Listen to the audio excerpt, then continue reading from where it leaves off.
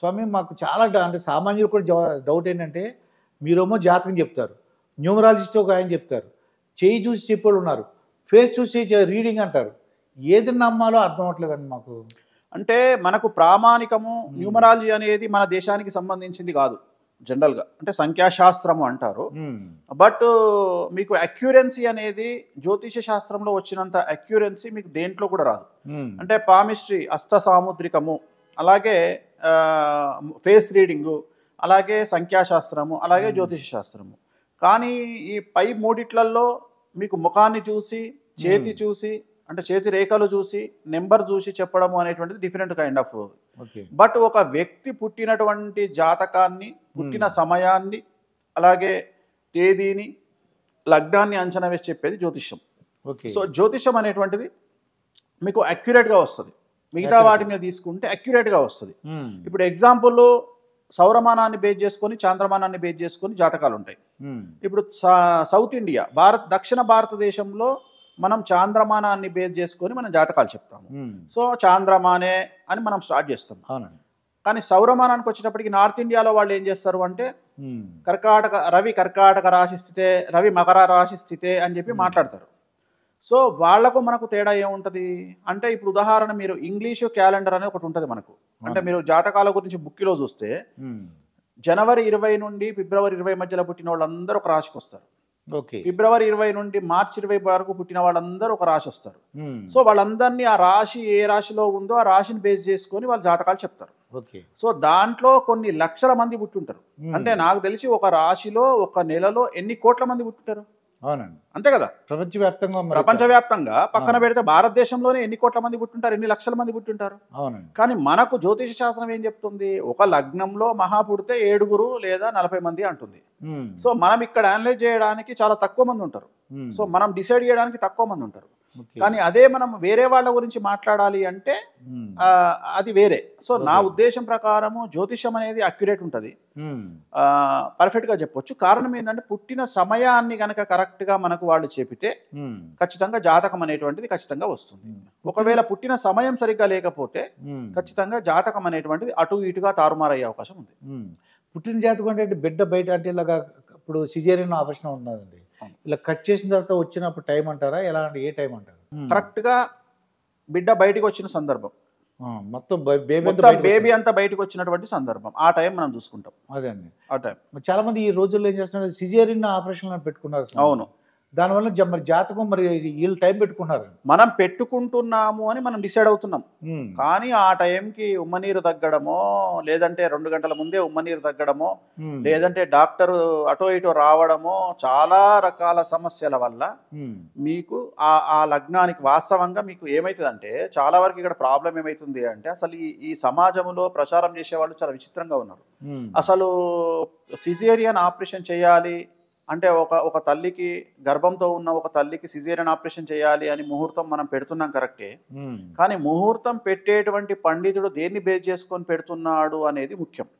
చాలా వరకు ఈ నక్షత్రం బాగుంది, అశ్విని నక్షత్రం బాగుంది, ఈ రోజు 3వ పాదం 2వ పాదం 1వ పాదం బాగుంది, ఈ టైంలో చెయ్యండి అని చెప్పేవాళ్లే తప్ప అసలు లగ్నములో ఎవరున్నారో, వ్యయంలో ఎవరున్నారో, 6వ ఇంట్లో ఎవరున్నారో, తల్లికి ఎలా ఉంది, తండ్రికి ఎలా ఉంది, సో అసలు దశమ స్థానం ఏంటి, ఏకాదశంలో ఎవరున్నారో, వ్యయంలో ఎవరున్నారో, శని దృష్టి ఎవరి మీద ఉంది, సో మరి పుట్టబోయేటువంటి పిల్లనో పిల్లగాడో మరి ఆరోగ్యపరమైనటువంటి ఇబ్బందులు ఏంటి పరిస్థితి, రేపొద్దున పుట్టినవాడి వల్ల తల్లి తండ్రికి ఏమైనా ప్రమాదం సంభవిస్తుందా, లేదా కుటుంబంలో ఎవరికైనా ప్రమాదం సంభవిస్తుందా.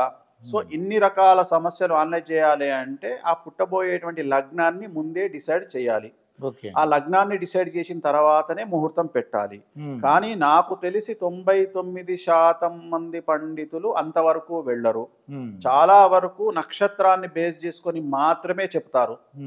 సో నక్షత్రాన్ని బేస్ చేసుకొని చెప్పినప్పుడు జాతకాలు మనం అనుకున్నట్లుగా ఉండవు. ఎందుకంటే దశాచిత్రం ఏమొస్తుంది, ఆ దశాచిత్రంలో ఆ ప్రత్యేకించి దశాచిత్రంలో ఉండేటువంటి గ్రహం ఎక్కడుంది, బుధ మహర్దశ అంటే బుధుడు ఎక్కడున్నాడు, రాహు మహర్దశలో రాహు ఎక్కడున్నాడు, శుక్ర మహర్దశలో శుక్రుడు ఎక్కడున్నాడు. ఉదాహరణ రవి మహర్దశ నడుస్తుంది, సపోజ్ రవి శని కలిసి ఉన్నారు, సో టోటల్ గా తండ్రికి ఇబ్బంది అవుతుంది. సో చంద్రుడు రాహు కలిసి ఉన్నాడు, చంద్ర మహర్దశ ఉంది, తల్లికి ఇబ్బంది అవుతుంది. మనం చూస్తూ ఉంటాం కొన్ని సందర్భాల్లో పుట్టగానే తల్లికి ఏదో అపాయం సంభవించింది అని అంటాం డెలివరీలో. కారణం ఏంటి అంటే మీరు 100% ఆ జాతకాన్ని విశ్లేషించినప్పుడు చంద్రుడు నీచంలో ఉండడం మనం గమనించి ఉంటాం. అలాగే పుట్టిన కొన్ని సందర్భాలలో మీకు కూడా తెలుసు, మూలా నక్షత్రంలో పుడితే తండ్రికి మంచిది కాదు అంటారు, తెలుసు కదా విషయం. సో మరి మూలా నక్షత్రంలో ఒక్కొక్కసారి పుడితే కొన్ని గడియలు ఉంటాయి. మూలా నక్షత్రంలో, జ్యేష్ఠ నక్షత్రంలో, మూలా నక్షత్రంలో అమావాస్యలో తిథి దోషం ఉంటుంది, సినీ వ్యాలీ అని ఒక తిథి దోషం ఉంటుంది, అట్లా చాలా దోషాలు ఉంటాయి. సో అంత ఈజీ కాదు. చాలా మంది ఏమనుకుంటారంటే ఏదో సిజేరియన్ చేస్తున్నాము అయిపోతుంది అనుకుంటారు, కానీ అది కూడా భగవత్ సంకల్పమే. సిజేరియన్ మీరు ఫోన్ చేసి అడిగేటువంటి జ్యోతిష్యుడు ఎలా డిసైడ్ చేస్తున్నాడు అనే దాని మీద పుట్టబోయేటువంటి బిడ్డ జాతకం ఆధారపడి ఉంటుంది. అంటే మీరు ఫోన్ చేసే సమయాన్ని డిసైడ్ చేసేది భగవంతుడు. భగవంతుడు ప్లస్ మీకు జ్యోతిష్యుడి ద్వారా నోటి ద్వారా చెప్పించేవాడు భగవంతుడు. అంతేగాని మేము మంచి ముహూర్తం పెట్టుకున్నామని మీరు అనుకుంటారు తప్ప అసలు మంచి ముహూర్తం అవునా కాదా అని మీరు ఎవరిని బిలీవ్ చేస్తున్నారు?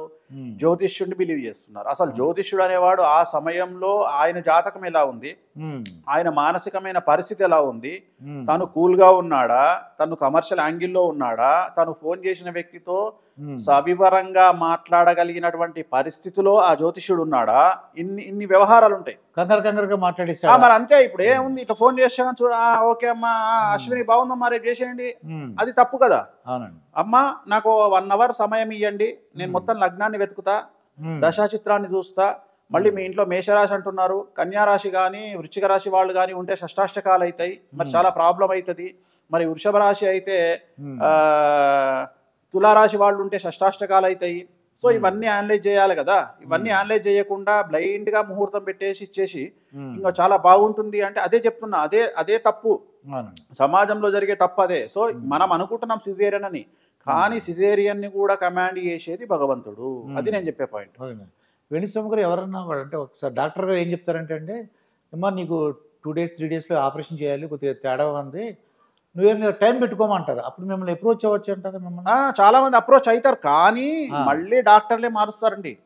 ఇప్పుడు మామూలుగా ఏమంటారు, ఇప్పుడు ఈ రోజు మనం ఇంటర్వ్యూ చేస్తున్న సమయం ఇది శనివారం అండి, మామూలుగా ఏమంటారంటే మండే రోజు గురుగారు ముహూర్తం పెట్టండి అంటారు. మనం మండే రోజు ముహూర్తం పెట్టిన తర్వాత వీళ్ళు ఏం చేస్తారు, ఏదో మామూలుగా హాస్పిటల్కి వెళ్ళిపోగానే మళ్ళీ ఫోన్ వస్తుంది, గురుగారు మరి మండే రోజు కాదంట, చాలా కండిషన్ బాగాలేదంట, ఉమ్మనీరంతా వెళ్ళిపోయిందంట, సో చాలా కష్టంగా ఉంది, ఆదివారం నాడు నైట్ చేస్తున్నారు గురుగారు అంటాడు ఓ రోజు ముందే.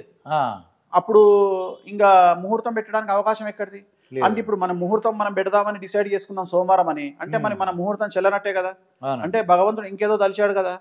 అది నేను చెప్పే పాయింట్. అది సో మనం మస్తు మాట్లాడుకుంటాం, తీరా అక్కడికి వెళ్ళిన తర్వాత డాక్టర్లు డిసైడ్ చేసేది వేరే ఉంటుంది. డాక్టర్లు ముందుగా చెప్తారు మీరు మంగళవారం నాడు పెట్టుకోండి, బుధవారం, కానీ తీరా వచ్చేటప్పటికి డాక్టర్లు మనకి ఫోన్ చేసి లేదండి 2 రోజుల ముందే చేయాల్సి వస్తుంది, అమ్మాయికి ఉమ్మనీరు అంతా తగ్గిపోయింది, లేదంటే చాలా ప్రాబ్లము. అది లక్కీగా మీరు చెప్పిన టైం కూడా చేస్తే ఇంకా మంచిది. కానీ నేను అనే పాయింట్ ఏంటంటే ఆ టైంలో జ్యోతిష్కుడు ఎలా రియాక్ట్ అవుతున్నాడు అనేది కూడా జాతకపరమైనటువంటి విశ్లేషణ అనేది నా ఉద్దేశం. ఆయన పరిస్థితి కూడా చూడాల్సింది, అది నేను చెప్పేది.